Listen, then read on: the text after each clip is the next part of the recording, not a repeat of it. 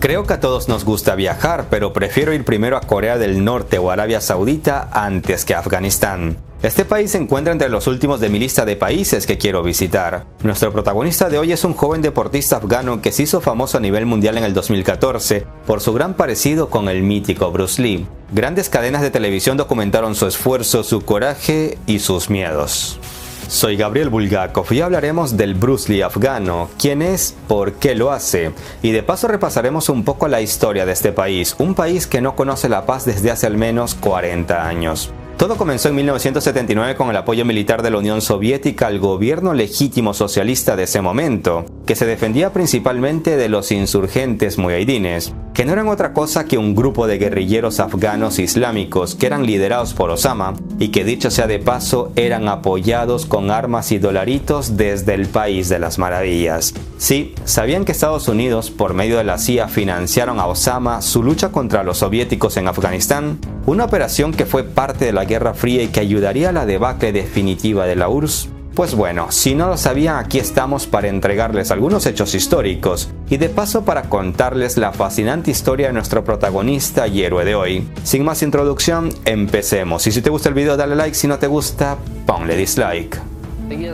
La situación en Afganistán te hace pensar en la muerte constantemente, porque Afganistán no es un buen sitio para vivir, no es un buen país.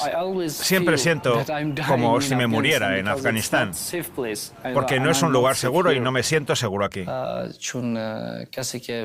Afganistán es un lugar muy peligroso para una persona famosa, pero no le tengo miedo a la muerte. Si Dios quiere, viviré hasta los 50 o los 70 años. Me llamo Abbas Alizada, pero en la calle me conocen como el Bruce Lee afgano. Cuando alguien me llama Bruce Lee, eso me hace muy feliz.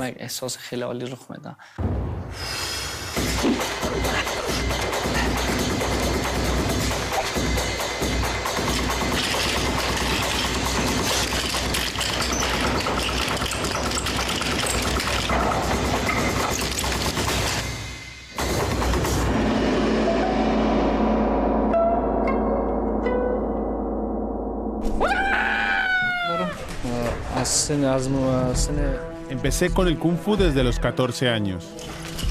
Imitaba los movimientos de Bruce Lee viendo sus películas y aprendí a usar los nunchakos de esa manera. Cuando era joven, Bruce Lee era mi héroe. Soñaba con él y con convertirme en un segundo Bruce Lee para mi gente. Alguna vez subí fotos a Facebook y mis amigos comenzaron a hablar sobre mi parecido con él. Después comparé esas fotos con las de Bruce Lee y pude ver algunas similitudes.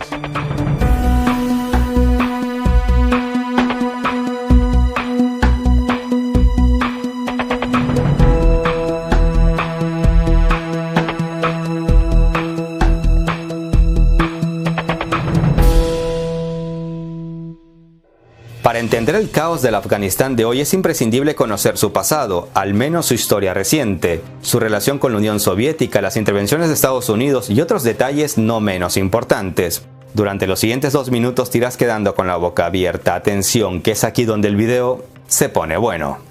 El rey Amanullah estuvo al mando de Afganistán entre 1919 y 1929. Proclamó la independencia de su país del Reino Unido y llevó a cabo reformas modernizadoras a partir del ejemplo que le ofrecía la Revolución Rusa de 1917. Pero estas reformas provocaron sublevaciones reaccionarias, ya que, por ejemplo, abolió la esclavitud, garantizó las libertades individuales y los derechos básicos, implantó la enseñanza mixta, o sea, hombres estudiando junto a mujeres en el mismo salón, y suprimió el velo obligatorio para las mujeres. Eso era un gran paso modernizador, y entre muchas otras cosas lanzó una campaña anticorrupción y otra anticontrabando. Pero en cada historia bonita siempre hay un pero, y América Latina sabe de sobra que cuando un presidente le ha plantado cara a países imperialistas e intenta mejorar las condiciones de su pueblo, estos le organizan un golpe de estado tan bueno que si sobrevives, es que has tenido mucha suerte. ¿Y qué pasó en Afganistán? Los británicos prepararon un golpe de estado y sacaron del poder al rey Amanullah en 1929. Desde entonces, Afganistán estuvo gobernado por títeres apoyados por países imperialistas como Reino Unido. Estos nuevos gobernantes eran apoyados por unas bestias que lo primero que hicieron cuando sacaron al rey del poder fue destruir el primer ferrocarril afgano. Pasó más o menos lo que pasó en Libia cuando los países de la OTAN convencieron al mundo de que sacando a Gaddafi del poder, los libios vivirían mejor. Y miren cómo está Libia ahora. Es que el guión es el mismo desde hace un siglo. Afortunadamente, en la década de los 70 el pueblo afgano se calentó y dijo basta al reparto de los principales cargos políticos y el dinero público entre parientes y amigos de los gobernantes. En 1978 los socialistas afganos toman el poder y empiezan a hacer una variada cantidad de reformas, algunas buenas y otras no tanto. Por ejemplo, en los pueblos más pequeños las niñas fueron escolarizadas, que desde el derrocamiento del rey en 1929 lo tenían prohibido. También implementaron un programa de educación de alto nivel para tener especialistas y técnicos que tanta falta le hacían a Afganistán en ese momento para su industrialización. El analfabetismo de hombres y mujeres experimentó una considerable reducción. Cometieron errores en el sector agrario, no lo voy a negar, pero su error mayor y más grotesco fue intentar imponer una ideología atea sin tener en cuenta el espíritu religioso de su pueblo. Las diferencias en la creencia religiosa, entre otras cosas, condenaron a este nuevo gobierno socialista luego de que diversas facciones rebeldes y religiosos radicales desataran una escalada de violencia. Y es aquí donde las dos potencias del momento entran en juego. Sí, me refiero a la Unión Soviética y Estados Unidos.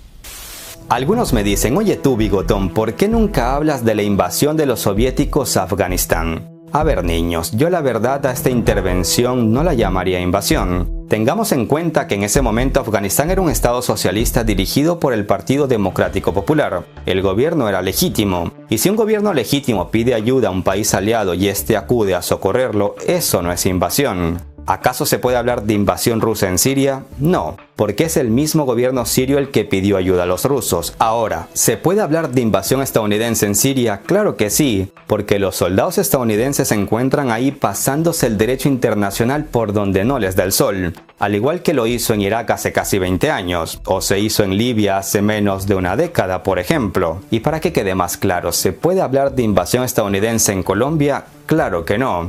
Colombia y Estados Unidos son aliados y los soldados gringos se encuentran en Colombia por un convenio con el gobierno colombiano. Y Estados Unidos tiene 7 u 8 bases militares en este país sudamericano por el mismo convenio. Por lo tanto, cuando veo que medios hablan de invasión soviética en Afganistán, me parece un término sacado de contexto, porque los soviéticos fueron a Afganistán por una solicitud hecha por los gobernantes de ese momento. Los soviéticos estuvieron involucrados en esa guerra unos 10 años, hasta 1989, cuando salieron de Afganistán humillados y con el rabo entre las piernas. Si tenemos en cuenta el año en que los soviéticos se retiran de Afganistán, 1989, podemos recordar sin ningún esfuerzo que la todopoderosa URSS estaba en caída libre, ya que el desmoronamiento por completo de la que alguna vez fue una potencia mundial ocurre 2 años más tarde, en 1991.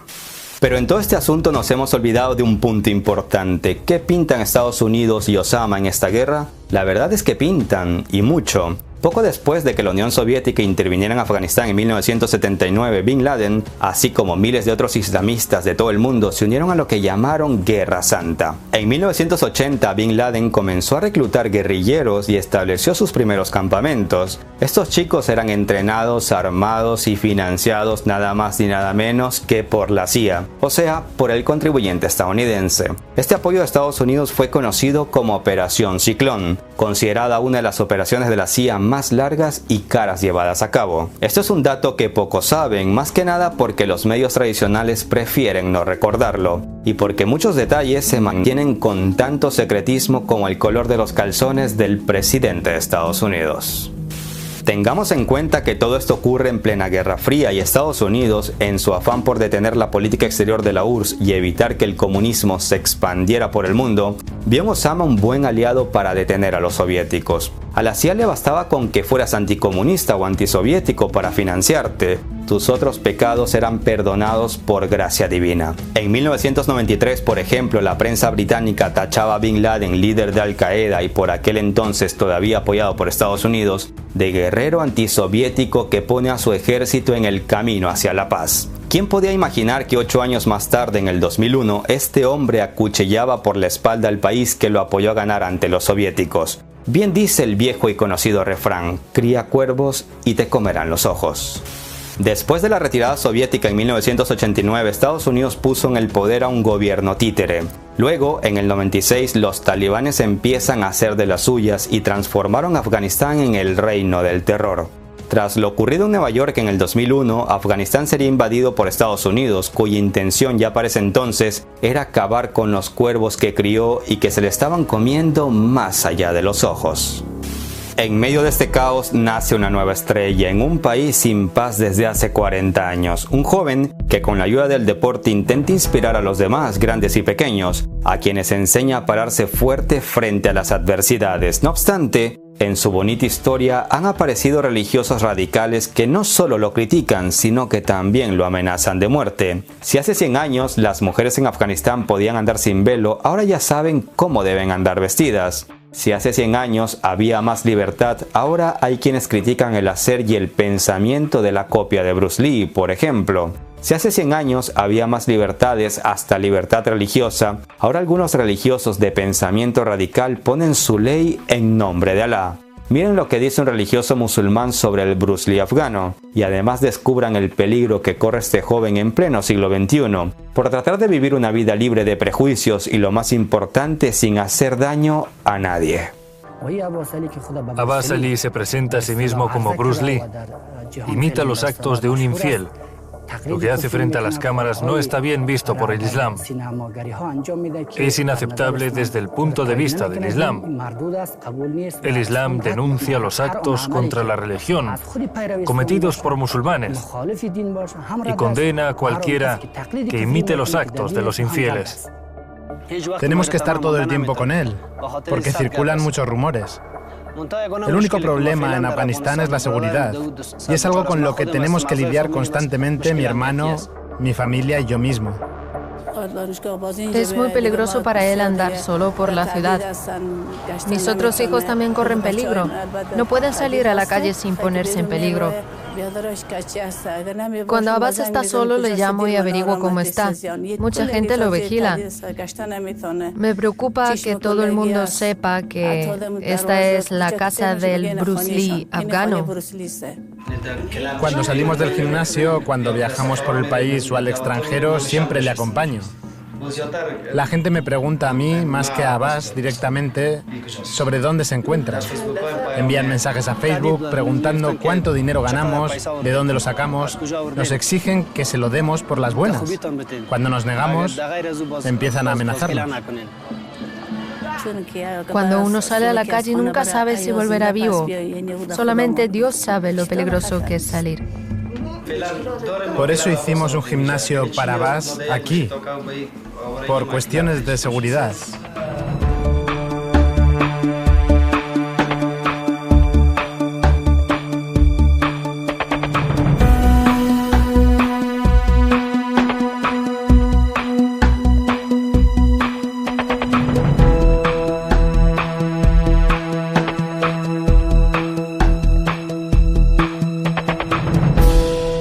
Abbas Alizada, igual que el legendario Bruce Lee, será capaz de llegar muy alto.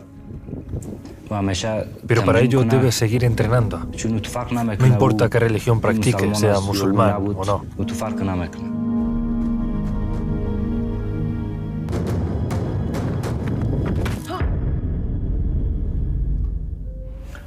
Quiero encontrar mi lugar en este mundo. Quiero ser Abbas, no quiero ser Bruce Lee. Como ya dije, nunca habrá nadie como Bruce Lee, como tampoco habrá nunca otro Abbas Alizada.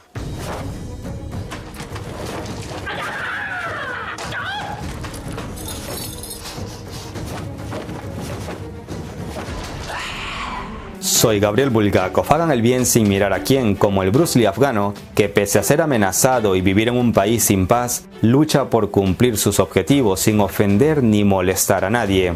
Tampoco olviden la moraleja que nos dejó Estados Unidos. No vale la pena criar cuervos si luego terminan por devorarte todo, tal y como por desgracia lo hizo Osama con ellos. Un abrazo virtual a todos. Hasta la próxima.